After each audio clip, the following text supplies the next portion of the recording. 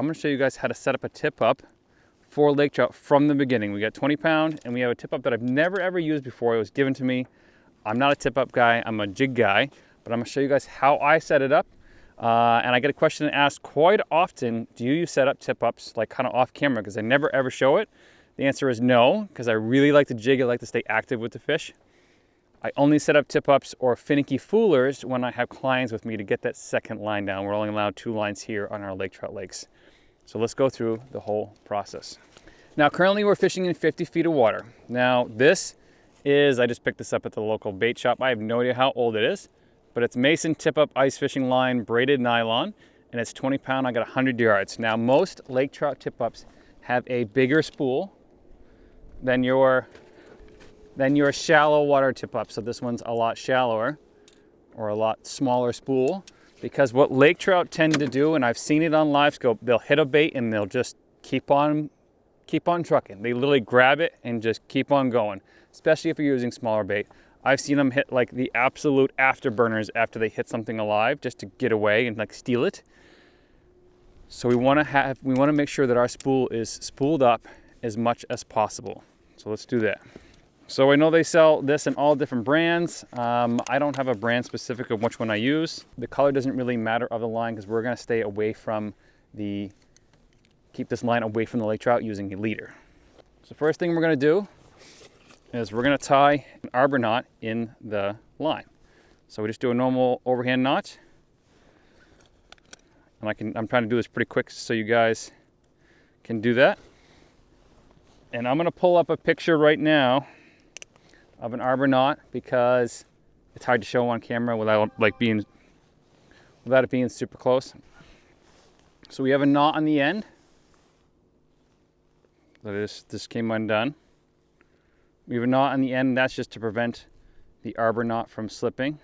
And we want to cinch that down. And then what we're going to do is we're going to do the rest of the arbor knot, which is basically a slip knot. So I'm going to show it to you loose on my head cam here. Just like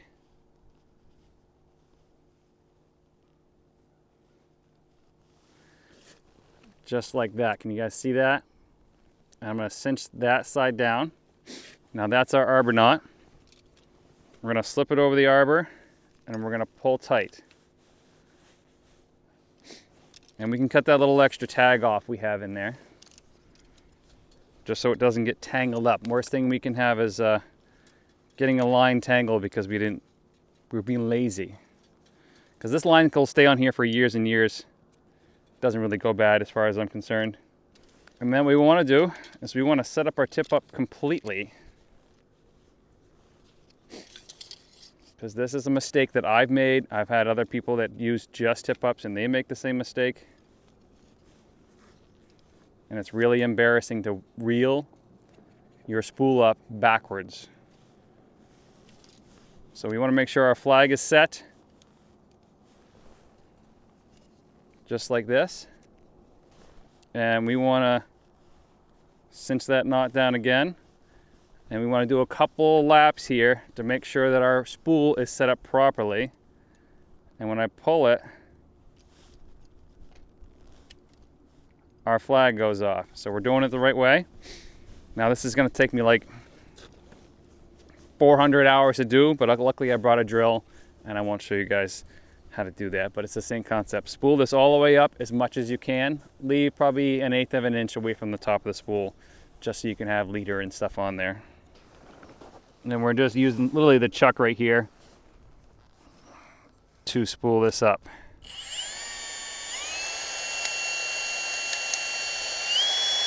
And now we're gonna do our swivel and our leader. Now here's the swivel I'm using. I'll leave a link for this kind of swivel on Amazon. Swivels are good because it prevents the shiner or the sucker or whatever from spinning up your line. It's also bad because it might get stuck on the bottom of the ice. The other option for this spool like this is to run like monofilament backing behind this and then the braid or the ice line on top of that. That way you'll get a little bit bigger spool. This is 300 feet of line. I'm 50 feet down. That fish would have to be, I'd have to be really far away from my flag, which is really not allowed here in the state of New Hampshire. or it'd have to be a monster, or I'd have to be like not attending to my line. So 300 feet should be fine. What we're gonna do is we're gonna take that swivel. I'm gonna leave this link for this thing on Amazon. These are just I don't know, cheap little barrel swivels. I don't know what they're rated for, but I'll find the exact part number and leave the link for that below. I'm gonna tie on my leader first, which is gonna be 12-pound fluoro. And I'm using Blue Label Cigar, and that's 12-pound. I'll leave the link for this down below. This is the stuff I buy. I use it all winter, all summer. And what I'm gonna do is I'm gonna do 1, 2, and a little bit. This lake is crystal clear. And we're gonna do a polymer knot on the swivel. We want that connection to be super strong. And the other braid is 20 pounds, so we're not gonna break that anytime soon. We want our weakest line to have the strongest style knots, and you can't do a polymer knot over the top of other stuff. So polymer knot. Make sure you wet it, and then trim your tag. And then for the braid to this knot, I'm gonna do you can do a fisherman's knot if you feel confident in it, which is just a clinch. You can do an improved clinch knot if you want. What I like to do is a single uni knot. Polymer knot, uni knot.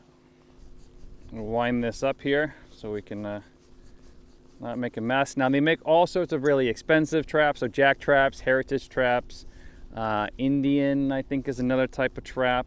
Don't correct me, I know some of you guys are really hardcore trap folks. I am not. So just bear with me on the terminology here. Now for a hook, this is what I love to use, an Owner size 2 mosquito hook. Part number is 5177091. And those last few digits I think is the size of the pack. So that I'll leave a link down there for this below as well. And you might say that's a really small hook. I'm using relatively small bait. This lake is full of stunted lakers. So I'm not really putting on a giant bait for a giant lake trout. Upsize your hook for the size bait you got. We're doing a polymer knot for this. For split shot, I'm using Gremlin green. So this is, we're not allowed to use lead in my state. So we have to use lead alternative, which I think is tin or bismuth. We're using the least amount of split shot possible. Now, that takes forever to get your bait down to the bottom, but it allows the shiner to, or smelt or whatever you're using, to swim naturally. So we're gonna do, that's probably a foot. We're probably gonna do like 18 inches above that. And we're gonna crimp our split shot on there. And I don't put them on there super tight in case they get hung up on the bottom of the ice. They're allowed to slide a little bit. Now I'm gonna go drill a hole over there, and we're gonna set up basically right next to us. Now you're probably gonna ask, how is he gonna set his depth? So there's a couple ways to set your depth. A lot of people like to do like 1 foot off bottom. I don't like to do that. I like to stay a little bit higher than that, so a fish has a chance to see the silhouette. So what we're gonna do, forceps, and we're just gonna crimp them on like that. That's gonna be our depth there.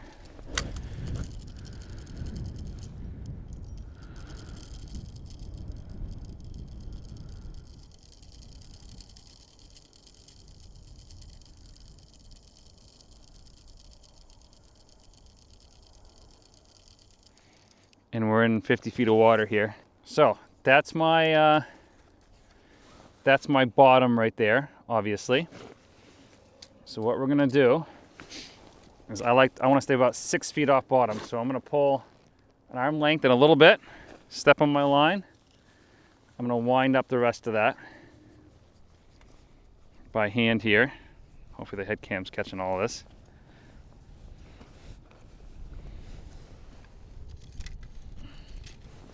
Set that down. Now the wind's blowing at my face right here. So I'm gonna pull my line up this way. There's another way you can do this, and I'll show it to you here in a minute. When I reset this, I will show you guys how I set it with the sonar. It's way easier. It doesn't involve all the line on the ice. Luckily it's above freezing and we don't have an issue. Now we got all these little shiners down in here. We got little tiny pin shiners. We're just gonna put a little guy on there.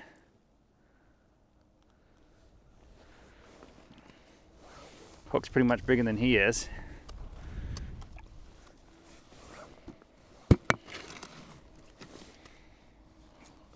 And we're gonna let that sink to the bottom.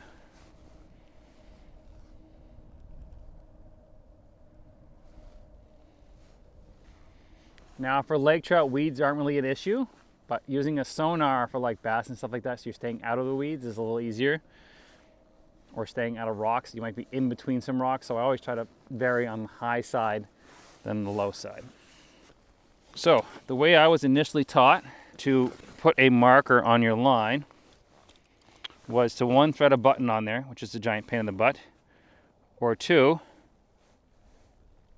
do a little loop like that. And now those are easier to get out. I'm going to set it down just like this.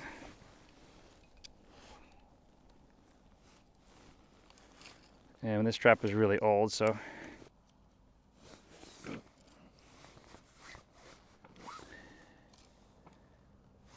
and then we wait. Now I'm going to tighten that screw, so don't worry, it's just a little loose. And it won't tighten on the other side. That's the whole setup. Now we wait. Now for marking the line, Maine Trout Whisperer has these cool little like hooking devices that hook onto the line, so you don't have to reset your depth every time. The way that I set my depth when I'm running around is a striker strike cast, basically sonar. It syncs to my phone. I throw this in the hole, it turns on when it gets wet, and then I can see my jig going down on my phone, or not my jig, but my live bait, and I can set it to the depth that I want without having to drag it all the way down the bottom and get all the lines stuck to the ice. So this is a little easier, but it's about $100. I'm going to show you guys live scope screen only because I want you guys to see how often live bait gets ignored compared to a jig sometimes. So at the 0 point, that line shooting straight down is my jigging line. And I have a small tungsten on there with a little swim bait on the back of it. Now if you look over at 25 to 35 feet on the top right hand side of the screen there, all that fuzz right there is the hole in the slush that I pushed down. And then straight down from that, you'll see a dot. That's my swivel. And then another dot, it's my split shot. And then one more dot. And that is the shiner with the hook. I've seen a half dozen fish swim up to it and ignore it and then swim right back down. So something's either wrong with it, or they're very honed in on smelt and I didn't want to buy smelt today, or the bait shop I went to didn't have smelt. So see, there's one coming up to it right now. And just ignored it. Here comes another one. So they can see that 20 feet away-ish. Oh, he might take it. Swam right past it. So what we're gonna do is we're gonna drop that shiner right to bottom and let him kind of rummage around down there and see if that'll set him off. So what we're doing is we're trimming this guy's tail. Make him a little more easy to catch for Lakers. There's fish all over it right now. Oh, there it is. Run over and grab it, quick.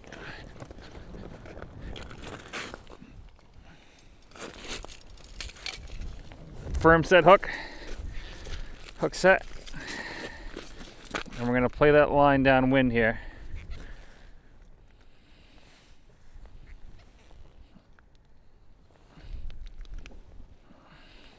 Oh, he's heavy.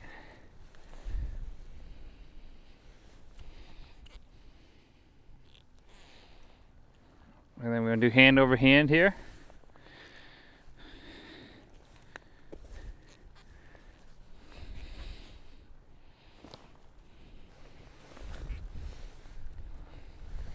Make sure the line stacks on top of itself. Leader.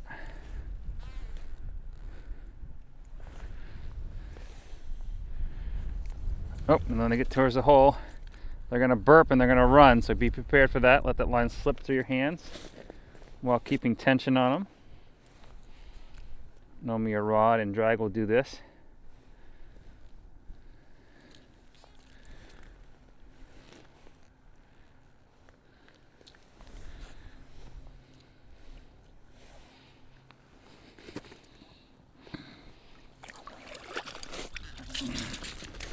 There we go.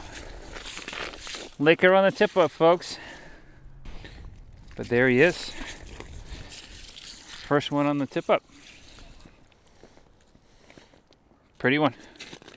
Going back in.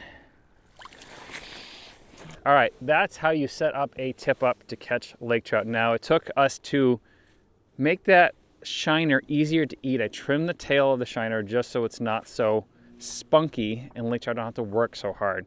Same with the jigging. If I run away from them too fast, they're like, nah, I'll go find some other food somewhere. There's plenty of food in this lake.